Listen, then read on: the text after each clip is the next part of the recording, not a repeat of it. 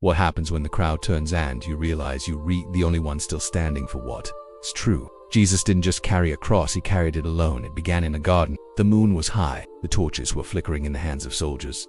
Judas leaned in for a kiss. And just like that, Jesus was arrested. Peter tried to fight sword in hand. The others ran. And Jesus, he stood still. Alone but not abandoned overnight.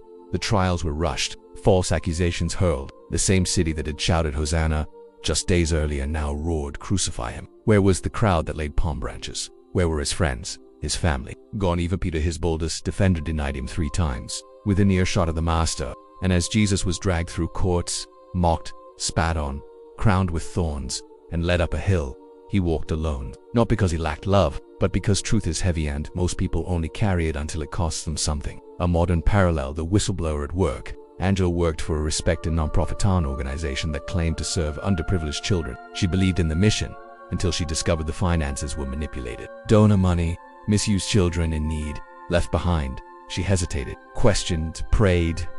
Then she reported it. And overnight, the people she had lunch with stopped talking to her. The leadership distanced themselves. She was isolated.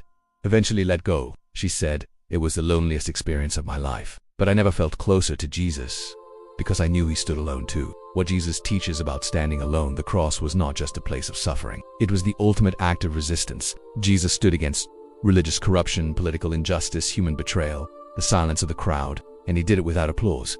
He wasn't chasing popularity. He wasn't trying to save face. He was saving souls. The crowd changes quickly. Crowds are fickle. What's trending today can be cancelled tomorrow. They'll clap when you say what they want, but crucify you when you live what's true. Ask any high school student who refuses to any employee who refuses to cheat the system, any pastor who preaches repentance in a self-centered culture. Jesus wasn't swayed by applause. He wasn't afraid of rejection. He knew, if I be lifted up, I will draw all people to myself. But first, he had to stand alone. Where courage meets the cross: to follow Jesus is to walk a narrow path. It won't always look heroic. You might be misunderstood, left out, but the cross isn't about popularity, it's about purpose. And when you carry your cross, you find that God meets you on the road where no one else is willing to go. Jesus' example in your world: when you say no to gossip in a break room full of whispers, when you choose forgiveness while others demand revenge, when you speak up for the vulnerable, even if it costs your comfort, when you refuse to bow to bitterness in a culture that feeds off offense. That's your cross in the crowd. That's Jesus in you. Discussion questions: when have you felt pressured to stay silent, even when you knew you were right? How do you know when it's time to speak up, even if it means standing alone? What does the cross look like in your daily decisions? Are you more afraid of being wrong or of being rejected for being right? Next time we explore the moment Jesus flipped our view of strength and what that means in an age of politics, platforms, and performance.